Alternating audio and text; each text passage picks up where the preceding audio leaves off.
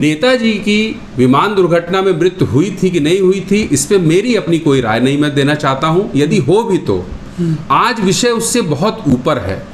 विषय क्या है?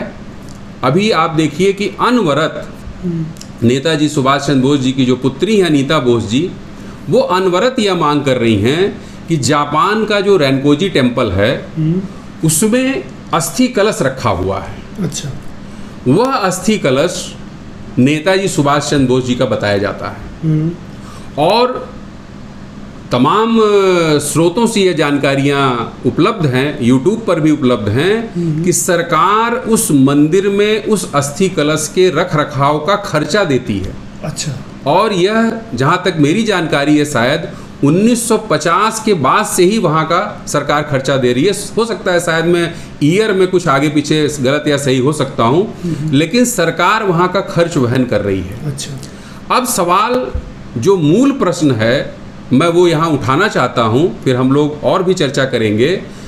हमारा मूल प्रश्न ये है कि यदि वह अस्थियाँ नेताजी सुभाष चंद्र बोस जी की हैं तो वो जापान में क्या कर रही हैं?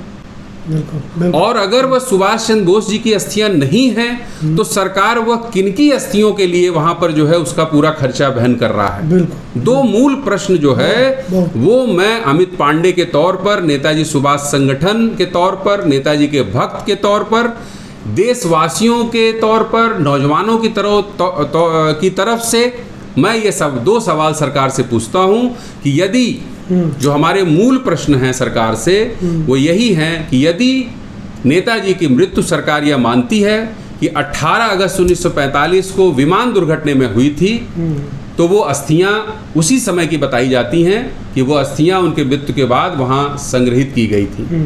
तो आखिर वह अस्थियां जो है हमारे महानायक की, हमारे आज़ादी आंदोलन की, जंगे आज़ादी के जो सिरमौर थे, उनकी अस्थियां आखिर जापान में क्या कर रही हैं?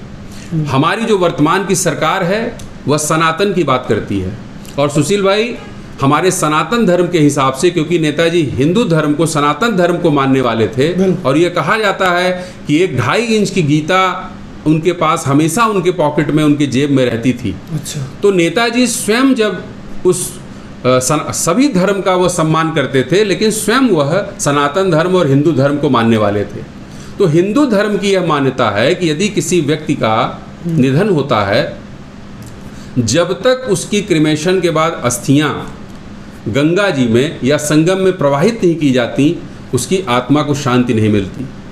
तो आखिर नेताजी का अंतिम संस्कार तो जापान में हो गया, लेकिन वह अस्थियां वहाँ क्या कर रही हैं? उसे क्यों नहीं भारत लाकर उसकी, यदि अगर सरकार को किसी तरह का कोई संदेह हो तो उसकी डीएनए टेस्ट कराया जा सकता है। डायनासोर का जब हम पता लगा सकते हैं टेस्ट से, तो क्या ये 80 साल पहले नेताजी की अस्थियों का डीएनए टेस्ट नहीं हो सकता? डीएनए टेस्ट होके, परीक्षण होके, सच और झूठ जो भी होगा, यदि वह नेताजी की ही अस्थियां हैं तो उन्हें गंगा में राजकीय सम्मान के साथ पूरा देश उन्हें एक भावभीनी श्रद्धांजलि दे और उसका एक अंतिम संस्कार की जो प्रक्रिया होती है वो पूर्ण की जाए।